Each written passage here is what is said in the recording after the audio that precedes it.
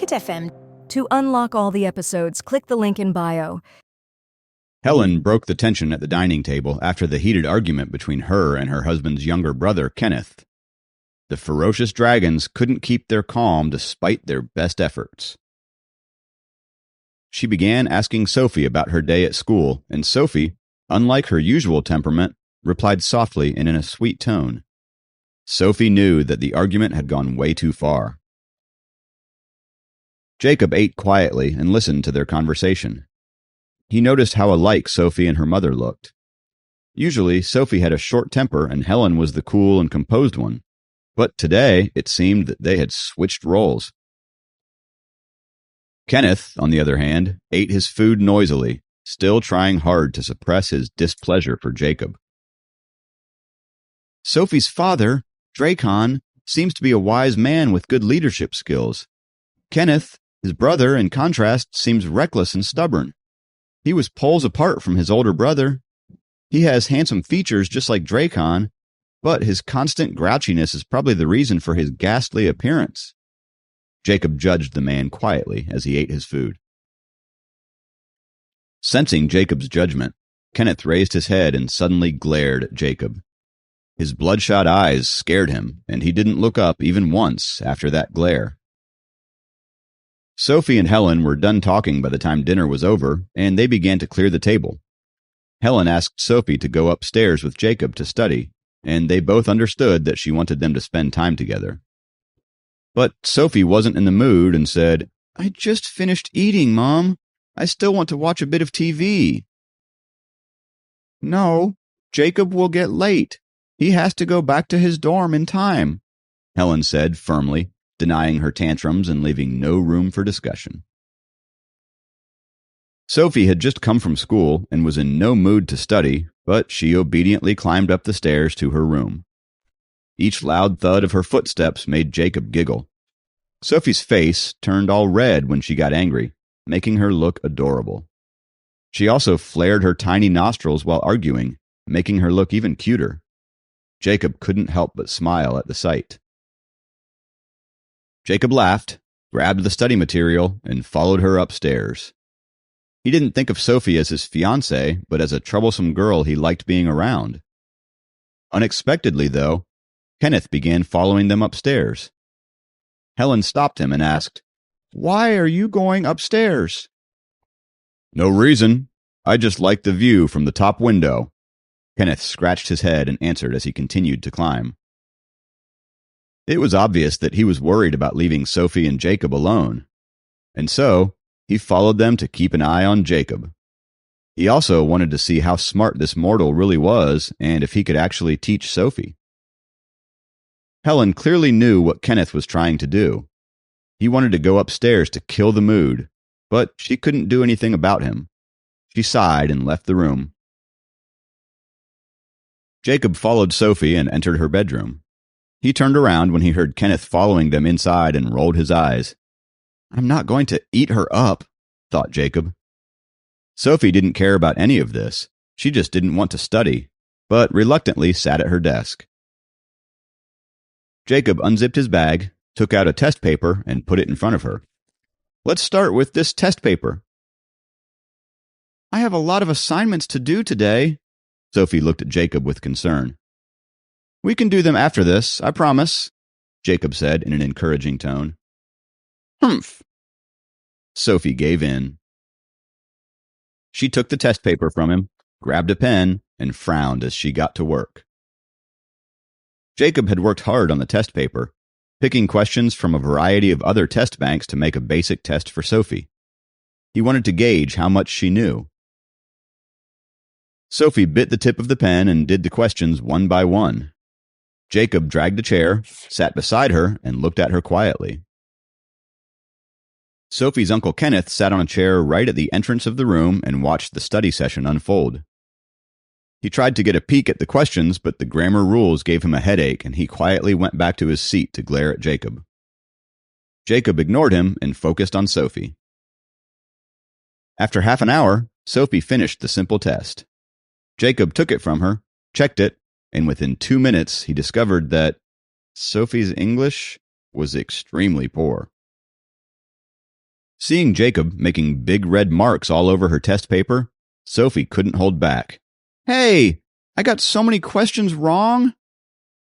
"You have scored only 20 points out of 100, said Jacob, handing her the paper. "You did it on purpose."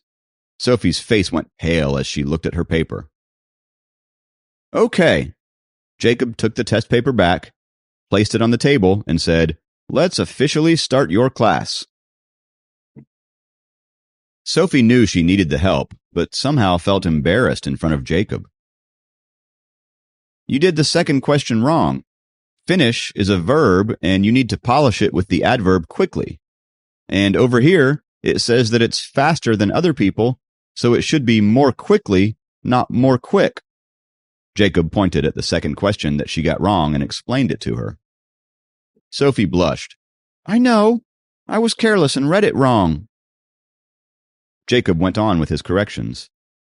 "You need to use in for the proposition before the year, the month, the season, and the week. When talking about the date specifically, use on. If it's the particular arrival time, such as 5 o'clock, use at." "I know this too. I wasn't paying attention," Sophie quibbled. And the fourth question. Sixth question. Seventh question. Eighth question. Jacob explained the questions, one by one, but Sophie was trying to give excuses and was slowly running out of them. She said that she read the question wrong or the question wasn't clear enough. All in all, she couldn't admit that her grammar was poor. In the end, even Kenneth couldn't sit still. He coughed 2 times and said, Soph, you need to pay more attention in class." "Third uncle, his test is way too difficult." Sophie's face was red as she spoke to Kenneth. Jacob was speechless. These questions were the simplest and most basic questions for high school English. Even first-year high school students could probably answer half of the questions. Kenneth had a bad temper, but he wasn't stupid. He looked at Sophie and knew that she had a bad foundation in English. Even he couldn't help but admit, "I think you need some tutoring." "Third uncle," Sophie whined as her face turned red, the kind Jacob found endearing. Jacob found himself controlling his blush. Kenneth said, "It's about time I leave. Your father should be back soon, Soph. I'll head back now so your father won't nag me." "Third uncle, you're scared that my father will give you a lecture, aren't you?" Sophie's voice seemed chirpier as she teased her uncle. Kenneth felt a bit embarrassed at what had happened earlier that afternoon and said, "Anyhow, I'm going back home now." "Okay, I'll see you off." Sophie jumped out of her chair. "You can just walk me downstairs," Kenneth said as he walked out of Sophie's bedroom. He didn't even look at Jacob before leaving, let alone saying a goodbye. Jacob was now alone in Sophie's bedroom. He could hear Sophie's voice as she talked to her uncle. "He's not as bad as you think, Uncle. He is a sweet guy." Jacob smiled on hearing these words come out of Sophie's mouth. Helen seemed to have joined the conversation as she said, "Leaving, Kenneth? Dracon is almost back home. You don't want to say hi to him?" "I'll come to see him some other time. I just came to meet Sophie today," he replied. "You're afraid that he'll say you're not working on cultivation hard enough, right? Well, drive safe on your way back," said Helen kindly. Jacob was relieved to hear the main door shut, which indicated that Kenneth had finally left. Sophie came into the room a couple of minutes later and directly began complaining. "Geez, Jacob, you made me look so bad in front of third uncle." "I didn't do it on purpose. You actually got the questions wrong," he said, innocently. "Can't you pretend that I did them right?" She looked at Jacob angrily. Jacob smiled and couldn't control his blush this time. Sophie smiled back at him. "I think your third uncle hates me," Jacob confided in her. Don't take it personally. He doesn't like any mortals. Sophie understood his feelings, but was terrible at consoling. Jacob didn't know what to say, but his impression towards her third uncle went down even further. He just thinks you're not a good match for me. You don't have to worry. He just says things but won't actually do anything to you. Sophie was straightforward. I actually still don't know much about you guys. What exactly was the spirit concentration scroll that Elder Liam gave me the last time? Jacob asked her. That's the most basic cultivation technique. It doesn't actually do anything. It's simply for the purification of our body. Sophie looked at Jacob. You've been cultivating for so many days now, and yet it seems like your body has had no reaction. It was now Sophie's turn to act bossy, because this was her area of expertise. Didn't we have a deal? I tutor you, and you teach me the cultivation technique. If I cultivate poorly, it means that you are a bad teacher, Jacob said immediately. Nonsense! I've never taught you before. Sophie glared back at him. Then you can start now. Jacob sat down and looked at her. He seemed sincere, and so Sophie began talking. The cultivation techniques in the Dragon Clan are divided into, these 8 levels. The highest Kyan level is also called the Heavenly level. Anyway, that's all you need to know right now. You're not even on the elementary level yet. After your body powers up to a certain level, my father or Elder Liam will pass on the real cultivation technique to you.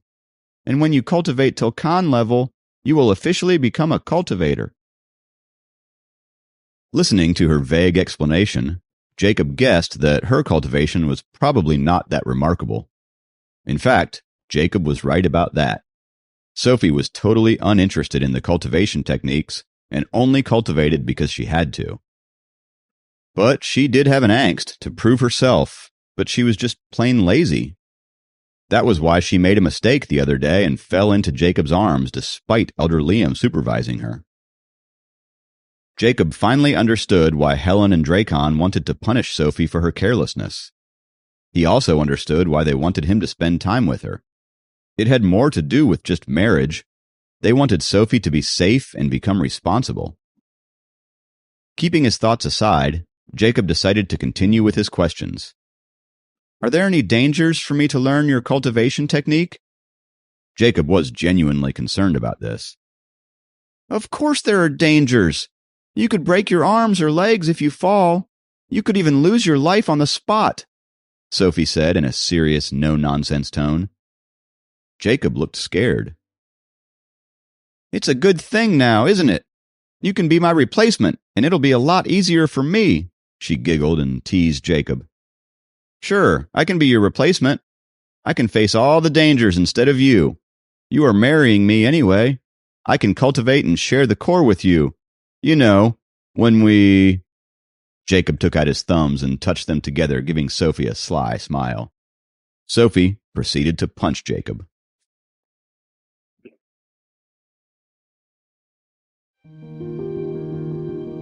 Please subscribe to the Pocket FM YouTube channel and press the bell icon for instant notification. Check out our channel for more such exciting shows. Jacob dodged away and grabbed her dainty hand when Sophie tried to punch him. Surprisingly, Sophie had another strike waiting for him. She formed a fist with her other hand and aimed it at Jacob's stomach and punched him hard. She pulled her arm back and looked at Jacob fiercely. There was a knock at the door right at that moment, and both of them straightened themselves. Come in, announced Sophie, and Dracon pushed open the door and entered. How's the tutoring going? He asked as he walked over to Jacob. Jacob said as he rubbed his aching stomach. It's going pretty well, sir. Sophie's face turned red as she didn't know what to say. Sophie's English is very poor. We wanted to find her a tutor, but she wouldn't agree. That's why we had to ask you to help her study, Dracon said to Jacob. Yeah, she's working pretty hard, Jacob said. Sophie looked at Jacob in surprise. She didn't think he would say something nice about her. My daughter here is very notorious. She's actually smart, but she just doesn't work hard, Draken said as he patted Sophie's head. Daddy, Sophie said as she looked at her shoes in embarrassment. Dracon looked at Jacob and said, How's your cultivation going? Did the spirit concentration scroll by Elder Liam work for you? Nothing seems to be happening, Jacob replied. Take your time. He put his hand on Jacob's shoulder and said, Come with me. He led Jacob to the attic on the top floor. Sophie was curious and followed them.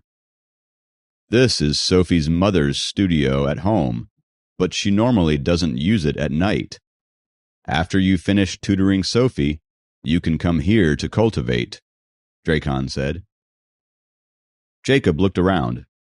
The studio was smaller than 10 square meters, but it was decorated elegantly and seemed cozy. It didn't feel small at all. Jacob noticed a triangular bookcase with all kinds of books about design. On the other side of the room, there was a flat table on which a variety of drawing equipment were kept for drafting. The chair was as green as spring grass, and it added an artistic ambiance to the tiny attic.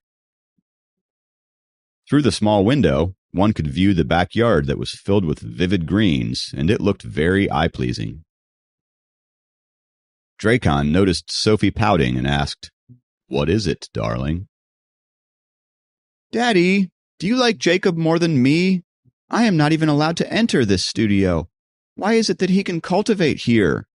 Sophie said sourly. How about you do your homework here, and he gets to cultivate in your bedroom? Dracon asked her. No way, said Sophie immediately. That's right. Go do your homework now. Dracon meant business, and so Sophie left unwillingly. Dracon looked at Jacob and immediately began explaining the cultivation technique.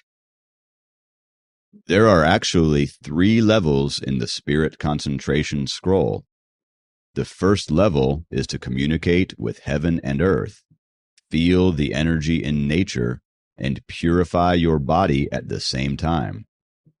The second level is to guide the energy into your body. This process is very slow, but it really helps strengthen your body. The third level is to release the energy around your body. You can only cultivate other more formal cultivation techniques after passing the third level. Jacob looked at Dracon as he listened to him carefully, trying to memorize what he was saying. He finally understood that Dracon wanted to guide him with the cultivation himself and wasn't leaving it up to Sophie. The first level of communicating with heaven and earth also has some techniques to it. Dracon faced Jacob and explained clearly and slowly. Jacob was touched because he thought Dracon took some time out of his busy schedule to explain these terms to him. However, if the elders saw that the Dragon King was himself explaining these basic terms to Jacob, they would find this incredibly shocking. However, Jacob was utterly oblivious to Dracon's identity, barring the fact that he was a king. Jacob had no idea what the duties and powers his role entailed, and how revered and feared he was. Dracon's coaching was easy to understand, and Jacob learned a lot from him. Some things that he couldn't comprehend before became easier to understand.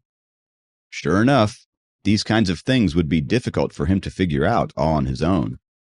Jacob understood that Sophie would encounter a considerable amount of danger over the next years, and within these years, he also had to undertake the same amount of danger to save her life.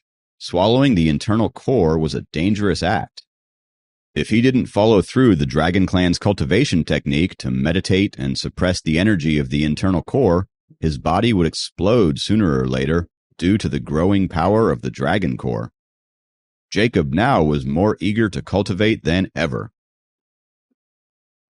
According to Dracon, the Dragon Core innately contained the instinct of absorbing the heavenly and earthly spiritual energy. Therefore, it was also a supreme treasure of the world. A dragon's body was innately born with a dragon core. It is due to the core that the dragons become so strong and powerful. The time seemed to fly quickly as Jacob learned the cultivation technique with Dracon, and it was 9:30 in the evening. "Sir, I should go back now. Our dorm's curfew is 10 o'clock. Jacob noticed the clock ticking and said hastily, "All right. I still have half of the technique left to explain, but we can talk about it tomorrow." Dracon led Jacob out of the studio. "All right, I'll come see you tomorrow then," said Jacob. "I'll drive you back," Dracon said in an undisputable tone. Jacob wanted to refuse at first, but he nodded because he thought Dracon had more to say to him. Helen and Jacob had already established an amicable relationship, but it was about time that he get to know his father-in-law as well. They stepped out of the house and Dracon got out his black Chevrolet from the garage. Jacob got in the car silently. As the car engine started, he waited for Dracon to begin talking. However, Dracon focused on driving the car and didn't say anything. Jacob had many questions, but somehow he couldn't muster up the courage to ask him anything. Dracon drove Jacob to the entrance of the dorm by 9:45. Seeing Dracon being so familiar with the campus roads, Jacob suddenly remembered that his group of companies in the mortal world were the biggest investors in his university. His firm donated heavily and was responsible for building the stadium, the library, and the new media building. Jacob kept getting impressed every minute in Dracon's presence. "Come again at the same time tomorrow and tutor Sophie after dinner," Dracon said after he parked at the entrance of the dorm. "Okay, thank you, sir," Jacob said as he got out of the car. Dracon nodded and drove away. Jacob dragged his feet to his dorm. He was tired. As soon as he reached his floor, Sam and others surrounded him. "Hey man, since when do you get round-trip services in fancy cars? Are you dating a rich girl?" "I'm not dating anyone. I just finished tutoring someone and her dad drove me back." Jacob tried to stay as honest as he could. "It's better to tell half the truth than to tell a whole lie," thought Jacob. "How come I never meet a rich girl? Not just rich, pretty, too. Rich girls are pretty anyhow."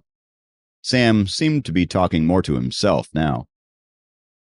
Jacob climbed up to his bed as Sam and the others babbled on about women.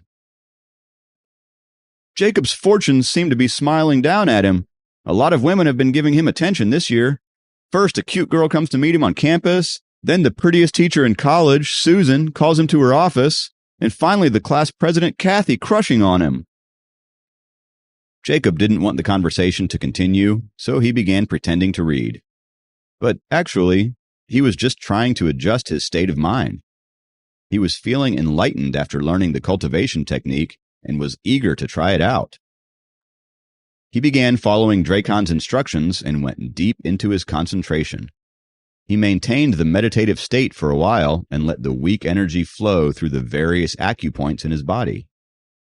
The energy kept flowing from his head to toes and back till it finally reached the center of the body. The energy finally reached his abdomen where his internal dragon core was situated. As soon as the energy hit the internal core, the core began to vibrate and the vibration could be felt throughout his body.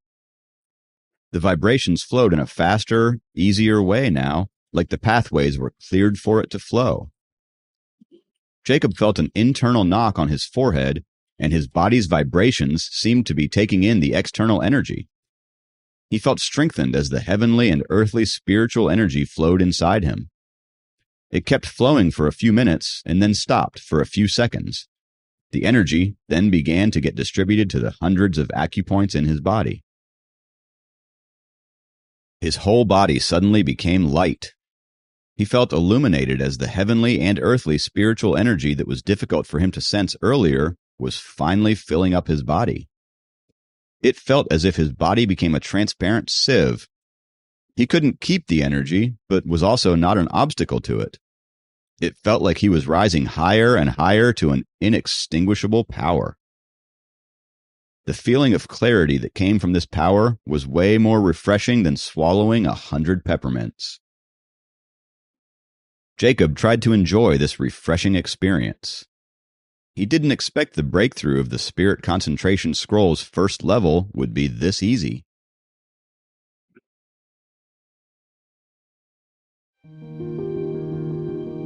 Please subscribe to the Pocket FM YouTube channel and press the bell icon for instant notification. Check out our channel for more such exciting shows. Pocket FM. To unlock all the episodes, click the link in bio.